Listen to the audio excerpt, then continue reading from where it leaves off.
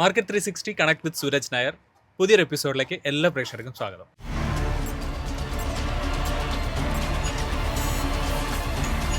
Market 360 connect with Suraj Nair. Sir നമസ്കാരം. നമസ്കാരം. നമ്മുടെ കഴിഞ്ഞ എപ്പിസോഡ് വളരെ നല്ല രീതിയിൽ ഒരുപാട് കമൻസ് ഒക്കെ ഉണ്ടായിരുന്നു. നമുക്ക് യൂട്യൂബിൽ നല്ല രീതിയിൽ അപ്രീസിയേഷൻ കിട്ടി. നമുക്കിതുപോലെ ഇനിയും മുന്നോട്ട് കൊണ്ടുപോകാമെന്നുള്ള ഒരു സപ്പോർട്ട് നമ്മുടെ പ്രേക്ഷകരുടെ ഭാഗത്തുനിന്ന് നമുക്കുണ്ട്. സോ നമുക്ക് യൂട്യൂബിൽ ഞാൻ നോക്കിയ സമയത്ത് ഒരുപാട് കമൻറ്റുകൾ ഉണ്ടായിരുന്നു. അപ്പോൾ ഞാൻ യൂട്യൂബിലെ കുറച്ച് കമൻറ്റുകളും പ്ലസ് നമുക്ക് വാട്സപ്പിൽ വന്നിട്ടുള്ള ക്വസ്റ്റ്യൻസും കൂടിയിട്ടുള്ള ഒരു കമ്പൈൻ ചെയ്തിട്ടുള്ള ആണ് കുറച്ച് ക്വസ്റ്റ്യൻസ് ഞാൻ ചൂസ് ചെയ്തിരിക്കുന്നത്. സോ അതിൽ ആദ്യത്തെ ഒരു ചോദ്യം, നമ്മൾ കഴിഞ്ഞ എപ്പിസോഡിൽ സാർ പ്രത്യേകം എടുത്തു പറഞ്ഞൊരു കാര്യം ഉണ്ടായിരുന്നു. ഏർലി ഇൻവെസ്റ്റിംഗ് സ്റ്റേജിൽ നമ്മൾ ഇൻവെസ്റ്റ് ചെയ്യുമ്പോൾ ഭാവിയിൽ നല്ല രീതിയിൽ അത് റിട്ടേൺ, ഇൻഫോസിസിൻ്റെ കാര്യങ്ങളൊക്കെ സാർ എടുത്തു പറഞ്ഞു. അപ്പോൾ വൺ മിസ്റ്റർ ഹാജിഷ് എന്നാണെന്ന് തോന്നുന്നു, പ്രൊനൗൺസിയേഷൻ ചിലപ്പോൾ തെറ്റാവാം, ബട്ട് ബൈ ദ വേ അദ്ദേഹത്തിൻ്റെ ചോദ്യം ഇതാണ്: വാരൻ ബഫറ്റ് കൊക്കക്കോള കമ്പനിയിൽ ഇൻവെസ്റ്റ് ചെയ്യുന്നത് ഏർലി സ്റ്റേജിലല്ലല്ലോ. കമ്പനി സ്റ്റാർട്ട് ചെയ്ത് 100 വർഷത്തിന് ശേഷമാണ് അദ്ദേഹത്തിന് കോടികൾ ഡിവിഡൻഡ് കിട്ടുന്നത്. അപ്പോൾ അദ്ദേഹം ഉദ്ദേശിക്കുന്ന കാര്യം, വലിയ സമ്പത്ത് സൃഷ്ടിക്കാൻ ഏർലി സ്റ്റേജിൽ കമ്പനികളിൽ നിക്ഷേപിക്കണമെന്നത് നിർബന്ധമാണോ, അതോ മികച്ച ബിസിനസ്സുകൾ കണ്ടെത്തി ദീർഘകാലം കൈവശം വെക്കുന്നതാണോ നല്ലത്? അരുൺ, ആദ്യം തന്നെ ഒരു ക്ഷമയാണ് എനിക്ക് ചോദിക്കാനുള്ള. ഒന്ന്, എനിക്ക് ആരോഗ്യപരമായിട്ട് അത്ര ഒരു സുഖകരമായിട്ടുള്ളൊരു സന്തോഷം തരുന്നില്ല എന്നുള്ള. അപ്പോൾ അത് കാരണം തന്നെ അരുണിനോടും പ്രേക്ഷകരോടും എന്തെങ്കിലും കുറവുകളുണ്ടെങ്കിൽ ക്ഷമിക്കണം എന്ന് ആദ്യം തന്നെ പറയുന്നു. അത് ഒന്നാമത്തെ കാര്യം. രണ്ടാമത്തെ കാര്യം, വളരെ ബ്രില്യൻ്റ് ആയിട്ടുള്ളൊരു ക്വസ്റ്റ്യനാണ്. അതായത് നമ്മളൊരു ചെറിയ സ്റ്റോക്ക് മേടിച്ചിട്ട് അവിടുന്ന് ഒരു വലിയ വെൽത്ത് ക്രിയേഷനിലേക്ക് പോകണോ? പക്ഷേ എന്നാൽ വാറൻ ബഫയുടെ ഒരു ഹിസ്റ്ററി അല്ലെങ്കിൽ എക്സ്പീരിയൻസ് വെച്ച് നമ്മൾ പഠിക്കുമ്പോൾ അദ്ദേഹം വലിയ കമ്പനിയിൽ ഇൻവെസ്റ്റ് ചെയ്തിട്ടാണല്ലോ. അതിന് ഉദാഹരണമായിട്ട് ആപ്പിളും പറയുന്നുണ്ട്. നമ്മൾ ഒരു കാര്യമാണ് ഏറ്റവും കൂടുതൽ ശ്രദ്ധിക്കേണ്ടത്. നമ്മൾ ഒരു സ്റ്റോക്കിൽ ഇൻവെസ്റ്റ് ചെയ്യുമ്പോൾ സാധാരണ നമ്മുടെ പൊതുജനങ്ങൾക്ക്, സാധാരണ റീറ്റെയിൽ ഇൻവെസ്റ്റേഴ്സിന് എപ്പോഴും പറ്റുന്ന പ്രോബ്ലം വെച്ചാൽ, നമ്മളെല്ലാ കാര്യങ്ങളും ആ സ്റ്റോക്കിനെ ബേസ് ചെയ്തിട്ടാണ്. അതായത് നമ്മുടെ ടേംസ് ഓഫ് റെഫറൻസ് എപ്പോഴും സ്റ്റോക്കാണ്. ചെറിയ സ്റ്റോക്കാണോ, വലിയ സ്റ്റോക്കാണോ, എപ്പോൾ മേടിച്ചു, അത് എത്രത്തോളം വലുതായി എന്നുള്ള കാര്യങ്ങൾ മാത്രമേ നമ്മൾ നോക്കുന്നുള്ളൂ. ഇതിനിപ്പുറത്തൊരു വശമുണ്ട്. ഇൻവെസ്റ്റ് ചെയ്യുന്ന വ്യക്തി, ആ ഇൻവെസ്റ്റ് ചെയ്യുന്ന വ്യക്തിയുടെ പൈസയുടെ സ്രോതസ്, അല്ലെങ്കിൽ the character of the money that the investor is bringing in. Okay, ഇപ്പം നമ്മളെ സംബന്ധിച്ച് നമ്മൾ സ്റ്റോക്ക് മാർക്കറ്റിലേക്ക് വരുന്നത് എന്താ? ഇന്നത്തെ വാറൻ ബഫയും തമ്മിൽ ഒരു വിശകലനം ചെയ്യുകയാണെങ്കിൽ നമ്മൾ എന്താ വരുന്നത്? നമ്മുടെ കയ്യിൽ കുറച്ച് പൈസയേ ഉള്ളൂ. ഈ കുറച്ച് പൈസ കൊണ്ട് വലിയൊരു വെൽത്ത് ക്രിയേഷന് വേണ്ടിയിട്ടാണ് നമ്മൾ ശ്രമിക്കുന്നത്. അപ്പം നമ്മൾ ഇൻവെസ്റ്റ് ചെയ്യുന്ന അസറ്റ്, അത് സ്റ്റോക്കാണ് ഈ എക്സാമ്പിളിൽ നിന്ന് വിചാരിക്കാം. അതൊരു ചെറിയ ലെവലിൽ നിന്നും വലിയ ലെവലിലേക്ക് പോയാലേ നമ്മുടെ ചെറിയ കോർപ്പസ്, ചെറിയൊരു സം ഓഫ് മണി വലിയൊരു ഇൻവെസ്റ്റ്മെൻ്റായിട്ട് മാറുള്ളൂ എന്നുള്ള. ബട്ട് ആ ഒരു യാത്രയിൽ നമ്മൾ കൊടുക്കുന്ന വലിയൊരു വിലയുണ്ട്. എന്താ? നമ്മളൊരു ചെറിയ കമ്പനി മേടിക്കുന്നു, അതായത് മാർക്കറ്റിന് അധികം പരിചയമില്ലാത്ത, ഇൻവെസ്റ്റേഴ്സിന് അധികം പരിചയമില്ലാത്ത, റിസ്ക് നല്ല രീതിയിലുള്ള ഒരു സ്ഥലത്ത് നിന്ന് ഒരു ഗ്രൂസം കമ്പനി, അതായത് മോശമായിട്ട് നിൽക്കുന്ന ഒരു കമ്പനി, അത് നല്ലതാവുന്ന, അതായത് ഗുഡിൽ നിന്ന് ഗ്രേറ്റ് ആവുന്ന യാത്രയിലാണ് നമ്മൾ ഏറ്റവും കൂടുതൽ പൈസ ഉണ്ടാക്കുന്നത്. ബട്ട് അതിനകത്തുള്ള റിസ്ക് വലുതാണ്. ഞാൻ നേരത്തെ നമ്മൾ പണ്ട് പേജ് ഇൻഡസ്ട്രീസിൻ്റെ ഒരു എക്സാമ്പിൾ വെച്ച് പറഞ്ഞു. നമ്മൾ ചെറുപ്പത്തിലെ ആ കമ്പനി മേടിക്കുമ്പോൾ ആ കമ്പനിയിൽ നമുക്കുണ്ടാവുന്ന കോൺഫിഡൻസ് വെറും 10%, റിസ്ക് 90%.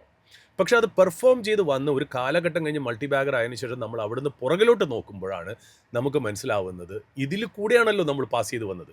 ഇപ്പോൾ ഏതാണ്ട് ടേബിൾസ് ടേൺ ചെയ്തു. കോൺഫിഡൻസ് 90%, റിസ്ക് 10%-ആയി മാറി എന്നുള്ള. അപ്പോൾ ഈ യാത്രയിൽ ഇമ്പോർട്ടൻ്റ് ആയിട്ട് നമ്മൾ മനസ്സിലാക്കേണ്ട കാര്യം, ഇതിനകത്തൊരു റിസ്ക് ഉണ്ട്. ഈ റിസ്കിൽ നമുക്ക് സംഭവിക്കാവുന്ന ഏറ്റവും വലിയ റിസ്ക് എന്താ? ഈ ഇൻവെസ്റ്റ്മെൻറ്റ് ഡിസിഷൻ തെറ്റാണ് എന്നുണ്ടെങ്കിൽ നമ്മുടെ പൈസ പോയി എന്നുള്ളതാണ്. അല്ലെങ്കിൽ അത് വേണ്ട രീതിയിൽ പെർഫോം ചെയ്തില്ല എന്നുള്ള വലിയ റിസ്ക് എടുത്തിട്ടാണ് നമ്മൾ ഈ ഒരു വലിയ റിട്ടേൺ ഉണ്ടാക്കാനായിട്ട് നമ്മൾ ശ്രമിക്കുന്നത്. ഓക്കെ, ഇൻവെസ്റ്റിങ്ങിലെ ഏറ്റവും ബേസിക് പാഠം എന്തെന്നറിയോ? മിസ്റ്റേക്സ് കുറച്ചുണ്ടാക്കുക എന്നുള്ള. ഓക്കെ, നമ്മുടെ ജേർണിയിലേക്ക് എത്താൻ നമ്മൾ മിസ്റ്റേക്സ് കുറച്ചുണ്ടാക്കുക എന്നുള്ളതാണ് ഇമ്പോർട്ടൻറ്റ്. ആ മിസ്റ്റേക്സ് കുറച്ചാൽ തന്നെ, ഒരു ഉദാഹരണത്തിന് ഞാൻ പറയാം, ഒരു വ്യക്തി കൊല്ലങ്ങളായിട്ടൊരു 10, 25, 30 ട്രേഡ് നടത്തിയ ഒരു വ്യക്തിക്ക് ഒരുപാട് പ്രോഫിറ്റബിൾ ട്രേഡും ഉണ്ടായിട്ടുണ്ട്, നെഗറ്റീവ് ട്രേഡും ഉണ്ടാക്കി. ഈ പ്രോഫിറ്റബിൾ ട്രേഡ് മാത്രം വെച്ച് നോക്കിയിരുന്നെങ്കിൽ അദ്ദേഹത്തിൻ്റെ കോർപ്പസ് എവിടെ എത്തുമായിരുന്നു? അദ്ദേഹത്തിൻ്റെ പ്രോഫിറ്റ് കംപ്ലീറ്റ് തിന്ന് വലിച്ചെടുത്തുകൊണ്ട് പോയത് ഈ നെഗറ്റീവ് ട്രേഡാണ്. അപ്പോൾ നെഗറ്റീവ് ട്രേഡ് കുറയ്ക്കുക എന്നുള്ളത് വലിയൊരു മാനദണ്ഡമാണ്. വാറൻ ബഫെ പോലെ ഒരു വ്യക്തിക്ക് 2 കാര്യങ്ങളാണ് ഇമ്പോർട്ടൻ്റ് ആയിട്ട് വരുന്നത്. ഒന്ന്, അദ്ദേഹത്തിൻ്റെ സ്രോതസ്, ഏത് സോഴ്സ് ഓഫ് മണിയാണെന്നുള്ളത്. നമ്മൾ മിച്ചം പിടിച്ചു വരുന്ന അല്ലെങ്കിൽ മാറ്റി വയ്ക്കുന്ന ഒരു കോർപ്പസാണ് നമ്മൾ ഇൻവെസ്റ്റ് ചെയ്ത് വലിയൊരു വെൽത്ത് ക്രിയേറ്റ് ചെയ്യാൻ ശ്രമിക്കുന്നത്. വാറൻ ബഫയ്ക്ക് ബെർക്ക്ഷയർ ഹാത്തവേ എന്ന് പറയുന്ന ഇൻഷുറൻസ് കമ്പനിയുണ്ട്. ആ ഇൻഷുറൻസ് കമ്പനിയുടെ മെയിൻ ഡ്യൂട്ടി എന്താ? സാധാരണ നമ്മൾ ഇൻഷുറൻസ് പ്രീമിയം വിൽക്കുക എന്നുള്ളത്. ആ പ്രീമിയത്തിനുള്ള പല കാശുകളും ആൾക്കാർ അടയ്ക്കുന്നു, ഇൻഷുറൻസ് ഹോൾഡേഴ്സ് അടയ്ക്കുന്നു. ആവശ്യമുള്ളവർക്ക് ഇൻ ദ ഇവൻ്റ് ഓഫ് ഡെത്തോ എന്തോ ആവട്ടെ പൈസ തിരിച്ചു കൊടുക്കുന്നു. പക്ഷേ ഈ പ്രീമിയം അടയ്ക്കുന്ന 100% വ്യക്തികൾക്കും എപ്പോഴും പൈസ ആവശ്യം വരില്ല. ഇല്ല. അതായത് ബെർക്ക്ഷയർ ഹാത്തവേക്ക് എപ്പോഴും കുറച്ച് ഫ്രീ ഫ്ലോട്ട് മണി ഉണ്ടാവും. ഈ ഫ്രീ ഫ്ലോട്ട് മണി എല്ലാ കൊല്ലവും അക്യുമുലേറ്റ് ചെയ്യും. അതായത് പ്രീമിയം ഇനത്തിൽ കളക്ട് ചെയ്യണ എല്ലാ പൈസയും തിരിച്ചു കൊടുക്കേണ്ട കാര്യമില്ല, ഇല്ല. അതവിടെ ഫ്രീ ആയിട്ട് കിടക്കും. ഈ പൈസയാണ് അദ്ദേഹം ഇൻവെസ്റ്റ് ചെയ്യുന്നത്. അപ്പോൾ അദ്ദേഹത്തിൻ്റെ സോഴ്സ് ഓഫ് ഇൻകമും നമ്മുടെ സോഴ്സ് ഓഫ് ഇൻകമും മാറി. അതായത് അദ്ദേഹത്തിന് വരുന്ന പൈസ വലിയൊരു എമൗണ്ട് ആണെന്ന് മാത്രമല്ല, എല്ലാ കൊല്ലവും നിരന്തരമായിട്ട് വരും. നമ്മുടെ കയ്യിലുള്ള പൈസ വൺ ടൈം ഒറ്റ അടിക്ക് വരുന്ന ഒരു ചെറിയ എമൗണ്ടാണ്. അപ്പോൾ ഇത് രണ്ടും തന്നെ ഒരു ആപ്പിൾ ടു ആപ്പിൾ കമ്പാരിസൺ അല്ല.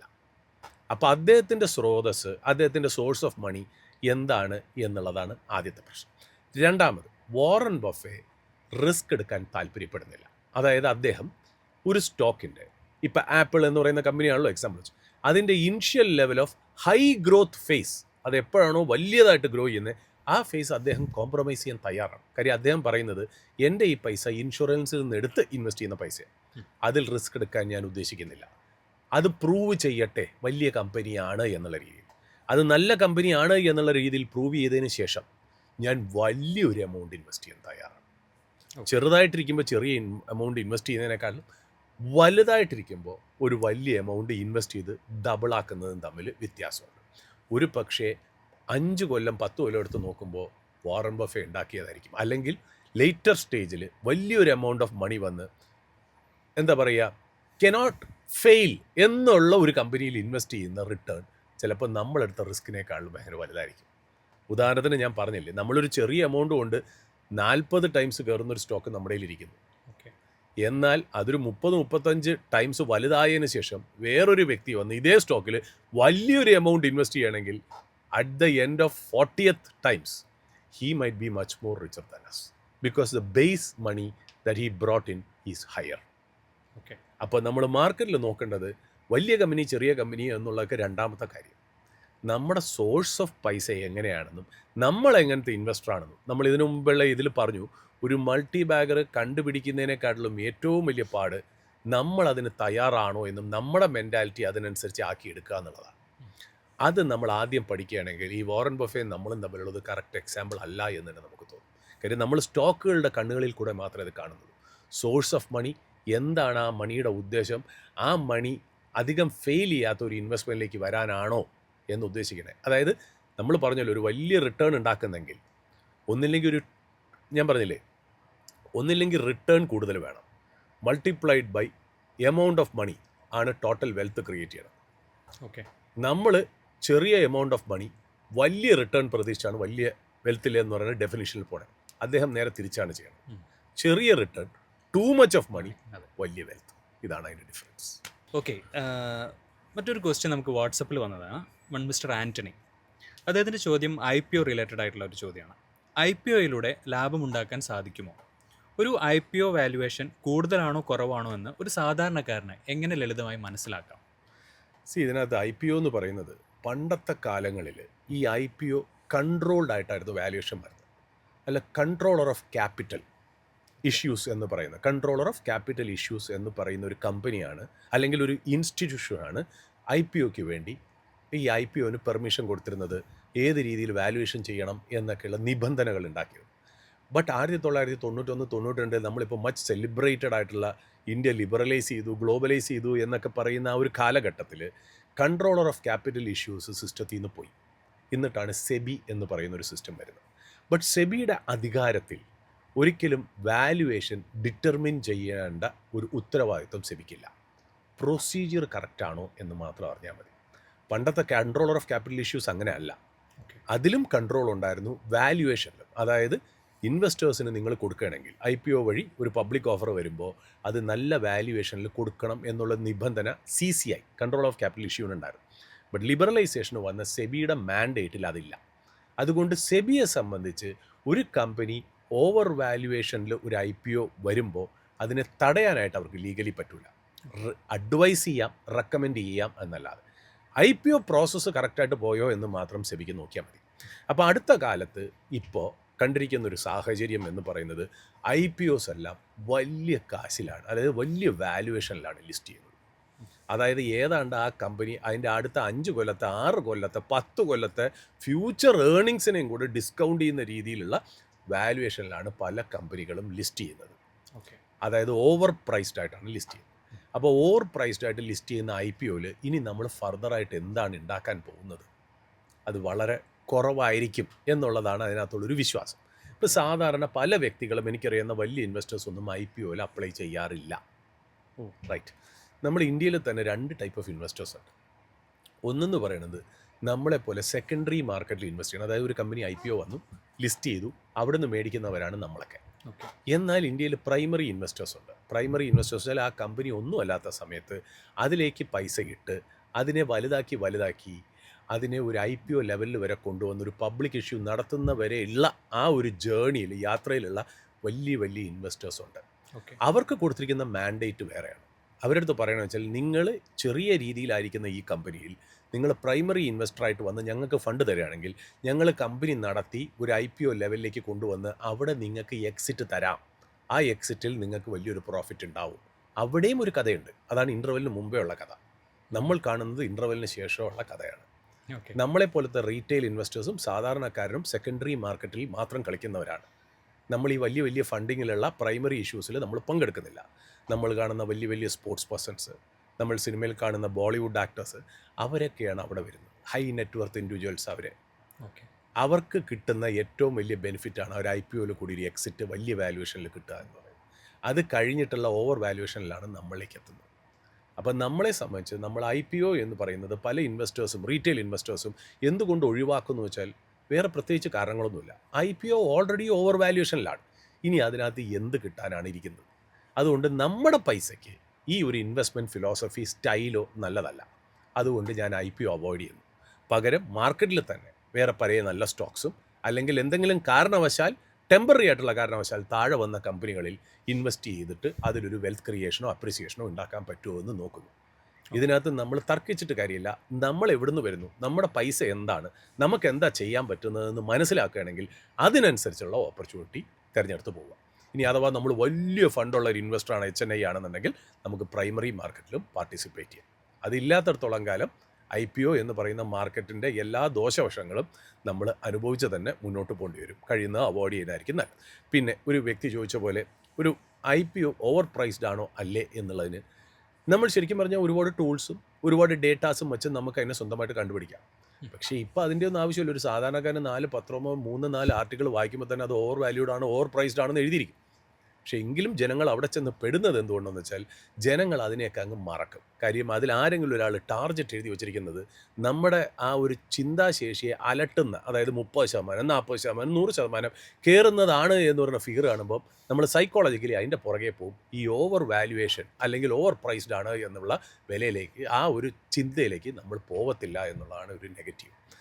അത് കണ്ടുപിടിക്കാൻ ഒരുപാട് മാർഗ്ഗങ്ങളുണ്ട്. അതൊരു വലിയൊരു സബ്ജക്റ്റ് തന്നെയാണ്. ഒരു സ്റ്റോക്ക് വാല്യൂ ചെയ്യുന്ന രീതിയിൽ പോലെ തന്നെ നമ്മളതിനെ പഠിക്കണം, അല്ലെങ്കിൽ ഞാൻ പറഞ്ഞ് മനസ്സിലാക്കിയതാണ്.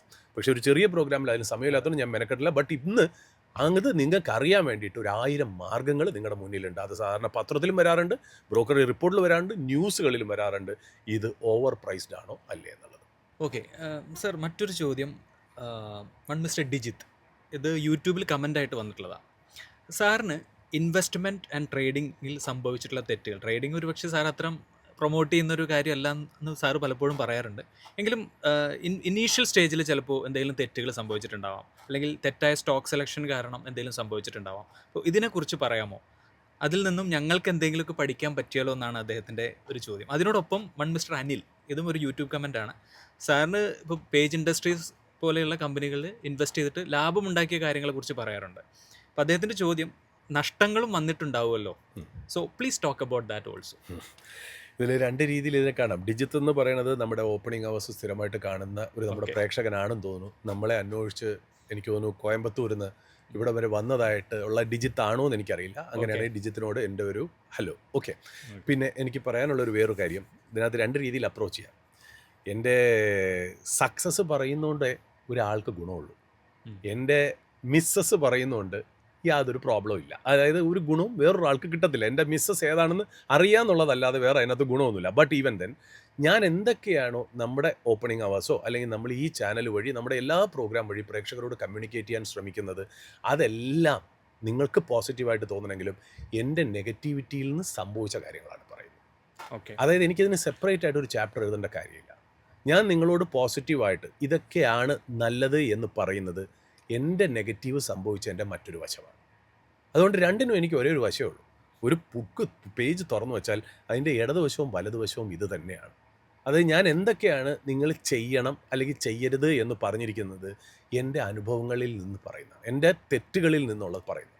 അപ്പോൾ ആ പറയുന്നത് തന്നെയാണ് എൻ്റെ തെറ്റ്. അതിൻ്റെ ഓപ്പോസിറ്റ് ഞാൻ എന്തൊക്കെയാണ് നല്ലത് പറഞ്ഞത് അതിൻ്റെ ഓപ്പോസിറ്റ് ചിന്തിച്ചാൽ മതി, അതെല്ലാം എൻ്റെ നെഗറ്റീവ്സ് ആയിരുന്നു എന്നുള്ള കാര്യത്തിൽ യാതൊരു സംശയമില്ല എന്നുള്ള.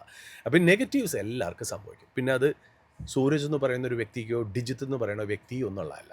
നമ്മൾ മാർക്കറ്റിലേക്ക് വരുമ്പോൾ നമുക്ക് ഈ സിസ്റ്റത്തിന് വലിയ പരിചയമില്ല, ആ സിസ്റ്റത്തിനെ മനസ്സിലാക്കുകയില്ല. ആ സമയത്ത് നമ്മൾ ആ ഒരു കാലഘട്ടമാണ്, അതായത് നമ്മളൊരു ഗ്രാഫ് എന്ന് പറയുന്നത് അല്ലെങ്കിൽ ഒരു ലൈഫ് സൈക്കിൾ എന്ന് പറയുന്നത്. എന്ത് കാര്യത്തിനും അതിൻ്റേതായ ഒരു ലൈഫ് സൈക്കിൾ ഉണ്ട്.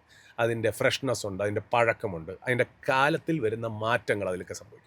നമ്മളൊരു ചെറുപ്പകാലത്തേക്ക് വരുമ്പോൾ നമ്മൾ വലിയ വലിയ ആഗ്രഹങ്ങളായിട്ടും വേറെ ഒരു ചിന്തയെക്കുറിച്ചും ഈ സിസ്റ്റത്തിനെ കറക്റ്റായിട്ട് മനസ്സിലാക്കാതെയും നമ്മൾ മാർക്കറ്റിലേക്ക് വരുമ്പോൾ നമ്മൾ ചെയ്യുന്നത് മിക്കതും തെറ്റായിരിക്കും. അത് ഇന്നൊരു വ്യക്തി ചെയ്യുന്നത് തന്നെയാണ് ഞാൻ എൻ്റെ ചെറുപ്പത്തിലും ചെയ്തിട്ടുള്ളത്. അത് നമ്മുടെയൊക്കെ, അതായത് പ്രേക്ഷകർ ചോദിക്കുന്ന തെറ്റുകളും എൻ്റെ തെറ്റുകളും സെയിം തന്നെ ആയിരിക്കുള്ളൂ. കാര്യം അതൊക്കെ നമുക്ക് മാർക്കറ്റിനോടുള്ള മിസ്കൺസെപ്ഷനിലേക്ക് വരുന്ന തെറ്റുകളാണ്. ഓക്കെ. അല്ലാണ്ട് ഇന്ന ആൾക്ക് പ്രത്യേകമായിട്ടുള്ള തെറ്റ് അങ്ങനെയൊന്നുമില്ല. കാര്യം ഇപ്പോൾ എന്നെ സംബന്ധിച്ച് എന്തൊക്കെ ട്രേഡുകൾ അല്ലെങ്കിൽ എന്തൊക്കെ ഇൻവെസ്റ്റ്മെൻറ്റ്സ് എനിക്ക് പൈസ പോയിട്ടുണ്ടോ അതെല്ലാം എൻ്റെ തെറ്റുകളാണ്. എനിക്ക് നല്ല സ്റ്റോക്ക് മോശം സമയത്ത് മേടിച്ചു, അതായത് നല്ല സ്റ്റോക്കാണ്, സ്റ്റോക്ക് വളരെ ക്വാളിറ്റിയുള്ള സ്റ്റോക്കാണ്, പക്ഷേ അത് മേടിച്ച സമയം മാറിപ്പോയി. അതായത് ഓവർ വാല്യുവേഷൻ സമയത്ത് മേടിച്ചു, അല്ലെങ്കിൽ ബാഡ് ബിസിനസ് സൈക്കിളിൽ മേടിച്ചു. എല്ലാ ബിസിനസ്സിനും ഒരു സൈക്കിൾ ഉണ്ടല്ലോ, മോശം സമയം. അപ്പം ഞാൻ ചില സമയത്ത് ചെയ്യുന്ന ആ വക ചെറിയ കാര്യങ്ങൾ വലിയ മിസ്റ്റേക്സ് ആയിട്ട് മാറിയിട്ടുണ്ട്. ഇപ്പോൾ ഒരു ഉദാഹരണത്തിന് ഇപ്പോൾ ഡിജിറ്റ് ചോദിച്ചതിന് ഒരൊറ്റ വാക്കായിട്ട് പറയുകയാണെങ്കിൽ എന്താണ് ഞാൻ ചെയ്ത ഏറ്റവും വലിയ തെറ്റ് എന്നുണ്ടെങ്കിൽ ഓപ്പർച്യൂണിറ്റി കോസ്റ്റ്. അതായത് വേറെ പല നല്ല സ്റ്റോക്കുകൾ ഉണ്ടായിരുന്ന സമയത്ത് I was in A different stock which had A bad cycle. I was in A good stock in A bad cycle. അപ്പോൾ അത് നല്ല ബിസിനസ് ആണെന്ന് വെച്ചാൽ അവിടെ ഇൻവെസ്റ്റ് ചെയ്യുകയും ചെയ്തു. ഓക്കെ. സൈക്കിൾ അതിന് സപ്പോർട്ടും ചെയ്തില്ല. അവിടെ ഒരു അണ്ടർ പെർഫോമൻസ് വന്നു, അല്ലെങ്കിൽ നോൺ പെർഫോമൻസ് വന്നു. ഇപ്പർ സൈഡിൽ ഞാൻ മേടിക്കാൻ ആലോചിച്ച് വെച്ചിരുന്ന സ്റ്റോക്കുകൾ ഭയങ്കരമായിട്ട് പെർഫോം ചെയ്തു. അങ്ങനത്തെ ഉള്ള ഒരു ഓപ്പർച്യൂണിറ്റി ലോസ്റ്റ്, ആ ഒരു ഓപ്പർച്യൂണിറ്റി കോസ്റ്റ്, അതാണ് എൻ്റെ ഏറ്റവും വലിയ തെറ്റായിട്ട് പറയുന്നത്. സിമ്പിളായിട്ട് പറയണമെങ്കിൽ ഞാൻ എന്തൊക്കെയാണോ ആൾക്കാരോട് സജസ്റ്റ് ചെയ്യണത് അതിൻ്റെ ഓപ്പോസിറ്റ് വശമെല്ലാം എൻ്റെ മിസ്റ്റേക്സ് ആയിരുന്നു. Okay, thank you sir. അപ്പോൾ നമ്മുടെ പ്രേക്ഷകർക്കും ഈ ഒരു മെസ്സേജിൽ നിന്ന് കുറച്ച് കാര്യങ്ങൾ മനസ്സിലായിട്ടുണ്ടാവും തീർച്ചയായും. സാറ് പലപ്പോഴും നമ്മുടെ ഈ ഒരു ഓപ്പണിംഗ് അവേഴ്സ് ആയിക്കോട്ടെ, നമ്മുടെ ഇതിപ്പോൾ 3ാമത്തെ എപ്പിസോഡാണ് നമ്മൾ മാർക്കറ്റ് 360 ചെയ്യുന്നത്. ഒരുപാട് കാര്യങ്ങൾ നമ്മുടെ പ്രേക്ഷകർക്ക് കൃത്യമായ ഒരു അവയർനെസ് ബിൽഡ് ചെയ്യാനായിട്ട് സാർ പറയുന്നുണ്ട്. അപ്പോൾ ഇതെല്ലാം നല്ല രീതിയിൽ നിങ്ങൾ മനസ്സിലാക്കുക. സാറ് പറയുന്ന കാര്യങ്ങൾ സാറിൻ്റെ അനുഭവത്തിൽ നിന്നാണ് പറയുന്നത്. അപ്പോൾ അത് അതേ രീതിയിൽ എടുത്ത് മനസ്സിലാക്കിയിട്ട് വേണം നമ്മൾ പ്രവർത്തിക്കാൻ. അടുത്ത ചോദ്യം പാലക്കാടിൽ നിന്നും വിഷ്ണുവിൻ്റെ ചോദ്യമാണ്. അവൾ ചോദിച്ചിരിക്കുന്നത്, institutional investors stock prices manipulation ചെയ്യാറുണ്ടോ എന്നാണ് അദ്ദേഹത്തിൻ്റെ ചോദ്യം. ഈ മാനിപ്പുലേഷൻ എന്ന് പറയുന്നത് ഒരു വളരെ ബ്രോഡായിട്ടുള്ളൊരു വാക്കാണ്. അതിന് പ്രൊമോട്ടർ എന്നോ ഇൻസ്റ്റിറ്റ്യൂഷണൽ ഇൻവെസ്റ്റർ എന്നോ റീറ്റെയിൽ ഇൻവെസ്റ്റർ എന്നോ ഇല്ല. ഒരാൾക്ക് മാനിപ്പുലേറ്റ് ചെയ്യണം എന്നുണ്ടെങ്കിൽ അത് നല്ല രീതിയിൽ മാനിപ്പുലേറ്റ് ചെയ്യാം. മാനിപ്പുലേറ്റ് ചെയ്യാനുള്ള ഏറ്റവും വലിയ മാനദണ്ഡം എന്ന് പറയുന്നത് എന്താ വെച്ചാൽ ആർട്ടിഫിഷ്യലി പ്രൈസ് റിഗ് ചെയ്യാം. ഒന്നില്ലെങ്കിൽ മുകളിലേക്ക് റിഗ് ചെയ്യാം, അല്ലെങ്കിൽ താഴേക്ക് അടിച്ച് താത്താം. ഓക്കെ, കാരണം എന്താ, ഒരു ഡെഫിനിറ്റ് എമൗണ്ട് ആയിട്ടുള്ള സപ്ലൈ മാത്രമേ ഉള്ളൂ. അതിൻ്റെ ഡിമാൻഡിൻ്റെ കുറവുകൾ അനുസരിച്ച് നമുക്ക് ആ സ്റ്റോക്കിനെ മുകളിലോട്ടോ താഴോട്ടോ ആക്കാം. അതായത് ഷെയർസിൻ്റെ സപ്ലൈ, അതായത് ഡിമാൻഡ് ആൻഡ് സപ്ലൈ ആണല്ലോ എല്ലാ സാധനത്തിനും ഡ്രൈവ് ചെയ്യുന്നത്. അതായത് for every seller there should be A buyer, എന്നാൽ മാത്രമേ ഒരു ട്രേഡ് നടക്കുള്ളൂ.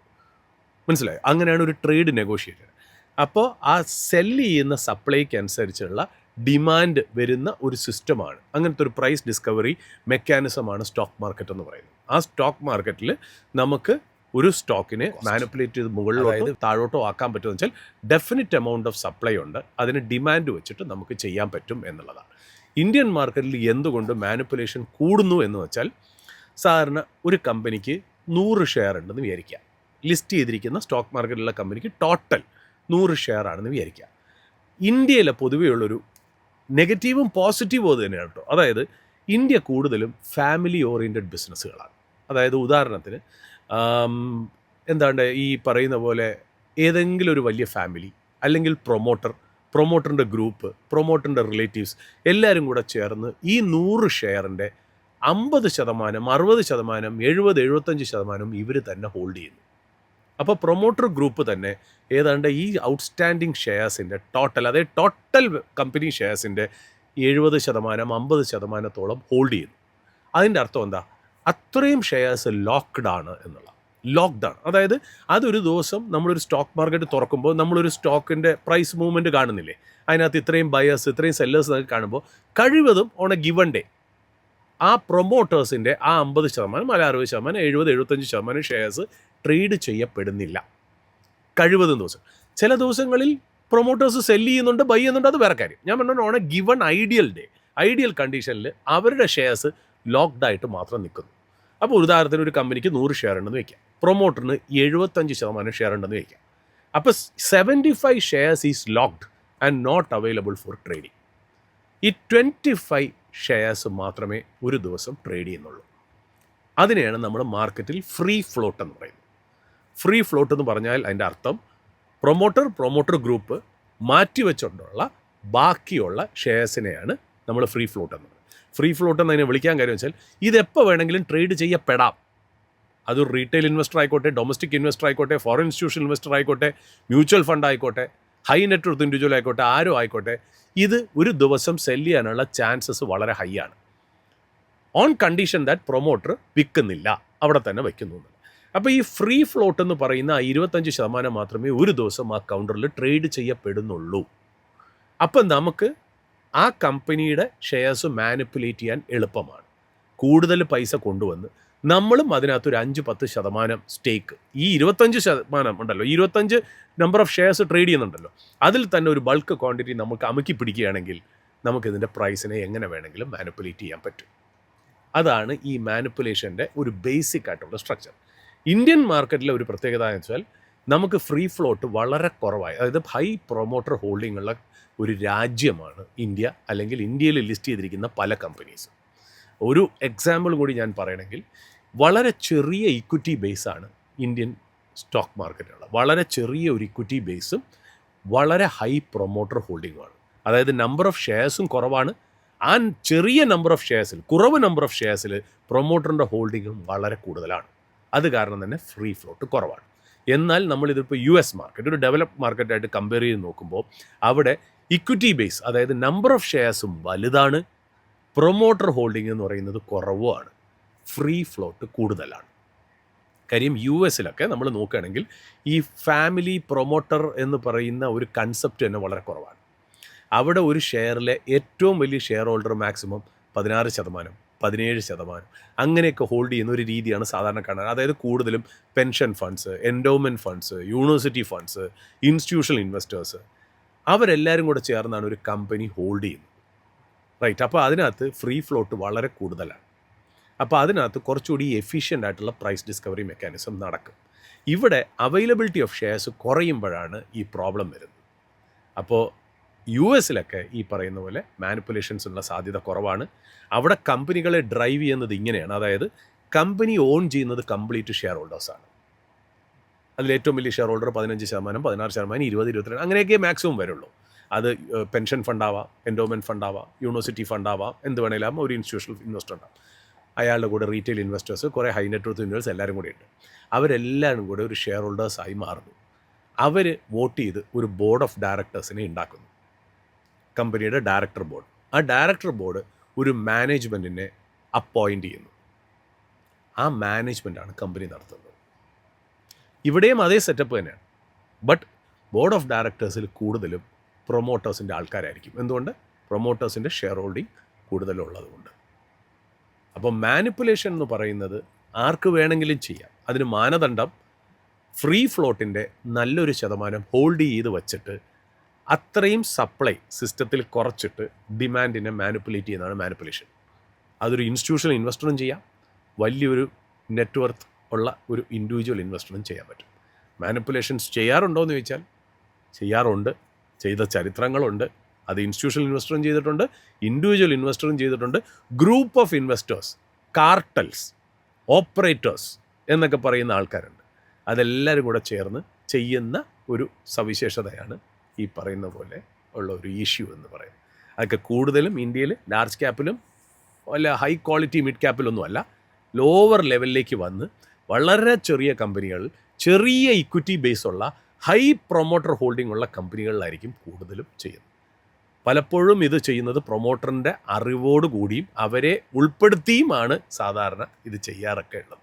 അപ്പോൾ അതൊരു വലിയ കഥയാണ്. അത് ഓരോ ഇൻസിഡൻറ്റ് വരുമ്പോൾ നമുക്ക് ഓരോന്നായിട്ട് നമുക്കിങ്ങനെ നൂല് പിരിച്ചെടുക്കുന്ന പോലെ നമുക്ക് പറയാൻ പറ്റുമെന്ന് വെച്ചാൽ മാനിപ്പുലേഷൻസ് ഉണ്ട്. അത് ഇന്ത്യൻ മാർക്കറ്റിൽ കൂടുതലാണ് എന്നുള്ളതാണ്.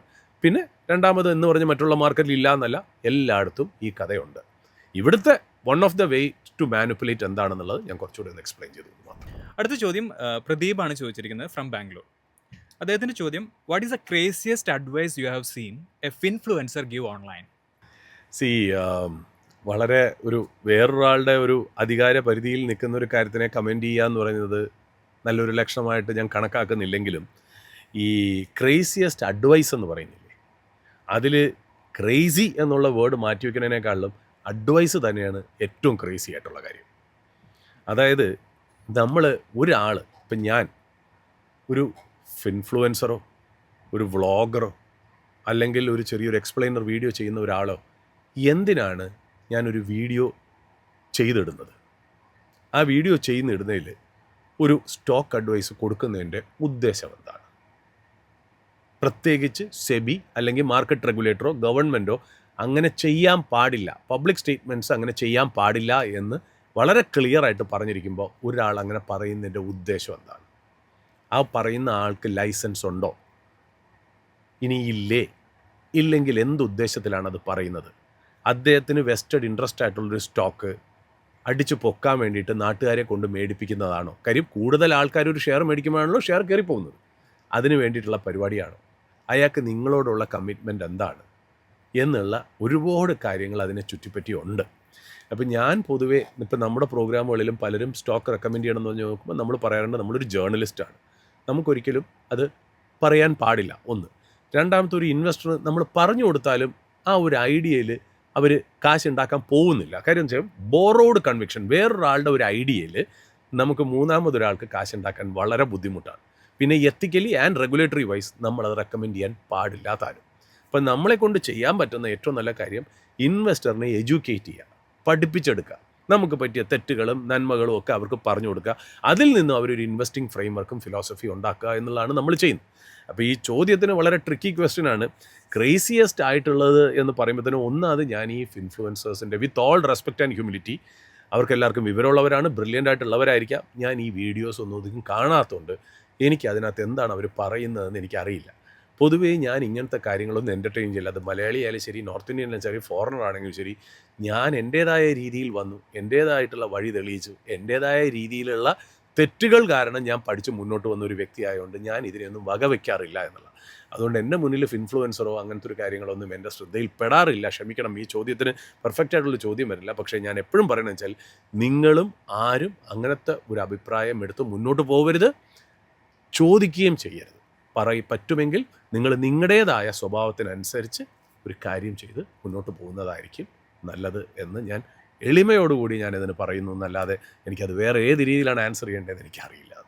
ഓക്കെ, അടുത്തൊരു ചോദ്യം, നമുക്ക് പേരില്ല, വാട്സപ്പിൽ വന്ന ഒരു ചോദ്യമാണ്, പക്ഷെ പേരില്ല.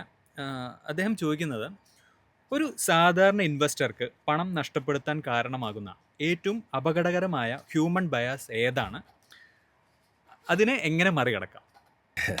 ഇതിൽ ഞാനെപ്പോഴും പറയാറുണ്ട്, അതായത് നമ്മൾ സ്റ്റോക്ക് മാർക്കറ്റിൽ ഒരു വെൽത്ത് ക്രിയേറ്റ് ചെയ്യാൻ വരണമെങ്കിൽ, വരുന്നു എന്നുണ്ടെങ്കിൽ അതിനാദ്യം നമ്മൾ വർക്ക് ചെയ്യേണ്ടത് നമ്മളിൽ തന്നെയാണ് എന്ന് പറയുന്നതാണ് ഇതിനകത്തുള്ള ഉത്തരം. അതായത് നമ്മളെ തന്നെ കൺട്രോൾ ചെയ്ത് നമ്മുടെ ക്യാരക്ടർ മാറ്റി, എന്താണ് സ്റ്റോക്ക്, എന്താണ് സ്റ്റോക്ക് മാർക്കറ്റ്, എങ്ങനത്തെ സ്വഭാവക്കാരാണ് സ്റ്റോക്ക് മാർക്കറ്റ്, അതായത് എല്ലാ ദിവസവും മുകളിലോട്ട് റിട്ടേൺ തരുന്നൊരു വ്യക്തിയല്ല, ഇടയ്ക്കൊക്കെ അത് താഴേക്ക് വരുമ്പോൾ നമ്മുടെ ക്ഷമയുടെ നെല്ലിപ്പലക വരെ തെറിച്ചു പോകുന്ന ഒരു സമയങ്ങളും ഉണ്ടാവും, ദേഷ്യം വരെ നമുക്ക് വരുമെന്നും നമ്മളെ പറഞ്ഞ് മനസ്സിലാക്കി തരുന്ന, പഠിപ്പിച്ചു തരുന്ന ഒരു വലിയൊരു സിസ്റ്റം, എക്സെൻട്രിക് ആയിട്ടുള്ള സിസ്റ്റമാണ് market. It is not a very easy thing to do. Okay, ആ മാർക്കറ്റിൽ നമ്മൾ മുന്നോട്ട് പോകണം എന്നുണ്ടെങ്കിൽ തീർച്ചയായിട്ടും നമ്മളിൽ തന്നെ വർക്ക് ചെയ്യണം എന്നാണ് നമ്മൾ പലപ്പോഴായിട്ടും എല്ലാവരും അഡ്വൈസ് ചെയ്യുന്നത്. ഓക്കെ, അതിൽ ഈ പറഞ്ഞിരിക്കുന്ന തെറ്റ്, ആൾക്കാർ ചെയ്യുന്ന ഏറ്റവും വലിയ തെറ്റ് എന്താണെന്ന് ചോദിച്ചാൽ, സാധാരണ നമ്മൾ സൈക്കോളജിയിൽ തന്നെ സൈക്കോളജിയുടെ ഒരു പാർട്ടുണ്ട്, ഒരു പർട്ടിക്കുലർ സെക്ഷൻ സൈക്കോളജിയിൽ, അത് പറയുന്നത്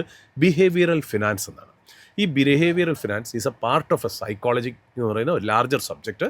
അതിൽ പറയുന്നത് മനുഷ്യൻ്റെ എന്തൊക്കെ സ്വഭാവങ്ങളാണ് പൈസ അല്ലെങ്കിൽ പൈസ വരേണ്ട ഡിസിഷൻസിനെ അഫക്റ്റ് ചെയ്യുന്നു എന്നുള്ളതാണ്. അതിനകത്ത് ഒരുപാട് കോഗ്നിറ്റീവ് ബയസസുകളെ കുറിച്ച് പറയുന്നുണ്ട്. Price anchoring, sunk cost fallacy, അങ്ങനെ കുറേ കാര്യങ്ങൾ പറയുന്നുണ്ട്. അതായത് ഞാനിപ്പോൾ ഉദാഹരണത്തിന് പറയുകയാണെങ്കിൽ, നമ്മൾ സാധാരണ ഒരുപാട് കാര്യങ്ങളുണ്ട് കേട്ടോ, ഇതിന് ഞാൻ ടെക്നിക്കലായിട്ട് ഞാൻ അതിനെ ഡിഫറൻഷ്യേറ്റ് ചെയ്യുന്നില്ല എന്നേ ഉള്ളൂ. സാധാരണ നമ്മൾ ചിലവർ ചോദിക്കും, ഏതെങ്കിലും ഒരു സ്റ്റോക്ക് മേടിക്കാൻ നേരത്ത് 100 രൂപയെ താഴെയുള്ള സ്റ്റോക്കുണ്ടോ, 10 രൂപ 2 രൂപയുടെ സ്റ്റോക്കുണ്ടോ? അവരുടെ ഉദ്ദേശം എന്താ? ഒരു 10 രൂപയുടെ സ്റ്റോക്കാണെങ്കിൽ എനിക്ക് 10,000 എണ്ണം മേടിക്കാം, എന്നാൽ 10,000 രൂപയുടെ സ്റ്റോക്കാണെങ്കിൽ എനിക്ക് ഒരെണ്ണം മാത്രമേ മേടിക്കാൻ പറ്റൂ. അപ്പോൾ കൂടുതൽ സ്റ്റോക്ക് മേടിക്കുന്നതിൽ ഏറ്റവും കൂടുതൽ റിട്ടേൺ കിട്ടുന്നത്, റൈറ്റ്? സ്റ്റോക്കിൻ്റെ ക്വാണ്ടിറ്റി അല്ല നമുക്ക് റിട്ടേൺ തരുന്നത്, നമ്മുടെ ടോട്ടൽ പൈസയാണ് നമുക്ക് റിട്ടേൺ തരുന്നത്. മനസ്സിലായി? അതായത് 10 രൂപയുടെ 1000 സ്റ്റോക്ക് 10% കയറിയാലും 1000 രൂപയുടെ ഒരു സ്റ്റോക്ക് 10% കയറിയാലും നമ്മുടെ കയ്യിലിരിക്കാൻ പോകുന്നത് ഒരേ എമൗണ്ടാണ്. പക്ഷേ ആൾക്കാർ അതിനെ കാണുന്നത്, ആ ബ്രെയിനിൽ നമ്മൾ വേറൊരു തിങ്കിങ് കൊണ്ടുവന്ന് നമ്പർ ഓഫ് ഷെയർസ് കൂടുതലുണ്ടെങ്കിൽ കൂടുതൽ റിട്ടേൺ ഉണ്ടാക്കും എന്നുള്ളത്. അൾട്ടിമേറ്റ്ലി നിങ്ങളുടെ പൈസയ്ക്ക് എത്രയാണോ റിട്ടേൺ വരുന്നത് അത്രയും പൈസയെ നിങ്ങളുടെ കയ്യിൽ അവസാനം കാണുള്ളൂ. ഇത് വലിയ രീതിയിലുള്ള തെറ്റുകളിലേക്ക് കൊണ്ടെത്തിക്കും.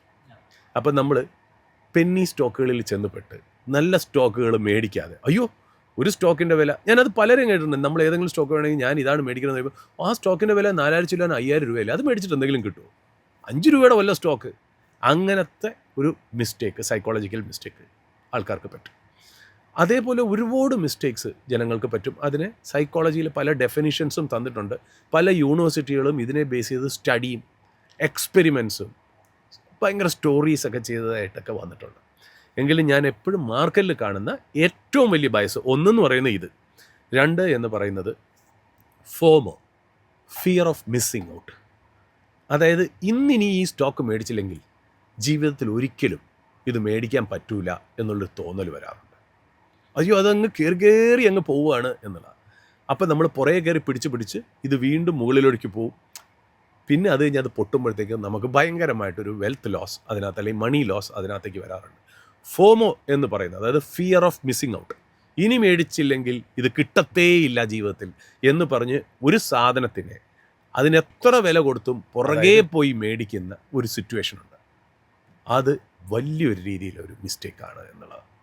അപ്പോൾ ഇങ്ങനെ ഒരു 25-30 കോഗ്നിറ്റീവ് ബയസുകൾ അല്ലെങ്കിൽ സൈക്കോളജിക്കൽ മിസ്റ്റേക്ക് നമുക്ക് എടുത്തു പറയാമെങ്കിലും ഒരെണ്ണം മാത്രമാണ് ഞാൻ പറയേണ്ടതെന്ന് അരുൺ ചോദിക്കുകയാണെങ്കിൽ ഞാൻ ഫോമോ എന്ന് മാത്രമേ പറയുള്ളൂ. പിന്നെ ഞാൻ നേരത്തെ പറഞ്ഞു, അതായത് ക്വാണ്ടിറ്റി ഓഫ് ഷെയർസ് കൂടുതൽ മേടിക്കുക എന്നൊക്കെ പറയുന്നു. അങ്ങനത്തെ കുറേ കാര്യങ്ങൾ മാർക്കറ്റിനെ എഫക്റ്റ് ചെയ്യുന്നുണ്ട്. അപ്പോൾ ഇങ്ങനെ സൈക്കോളജിക്കലായിട്ടുള്ള കാര്യങ്ങളാണ് നമ്മളെ തെറ്റിലേക്ക് നയിക്കുന്നത്. അതുകൊണ്ടാണ് നമ്മൾ പറയുന്നത്, നമ്മൾ ആദ്യം നമ്മളിൽ തന്നെ വർക്ക് ചെയ്ത് സ്റ്റോക്ക് മാർക്കറ്റ് എന്താണെന്നും പൈസ എന്താണെന്നും പൈസയുടെ ഉപയോഗം എന്താണെന്നും പൈസ എത്രത്തോളം റിട്ടേൺ തരുമെന്നും അതാദ്യം പഠിച്ചതിന് ശേഷവും മാർക്കറ്റ് ഏത് തരം വ്യക്തിയാണെന്ന് പഠിച്ചതിന് ശേഷവും മാത്രം നമ്മൾ ബാക്കിയുള്ള കാര്യങ്ങളിലേക്ക് കടക്കുക എന്നുള്ളത് ബേസിക്കായിട്ട് ചെയ്യേണ്ട ഒരു കാര്യമാണ്. അപ്പോൾ മറ്റൊരു എപ്പിസോഡിൽ നമുക്ക് വീണ്ടും ഇനിയും ചോദ്യങ്ങളുണ്ട്. മറ്റൊരു എപ്പിസോഡിൽ നമുക്ക് വീണ്ടും കാണാം. Thank you.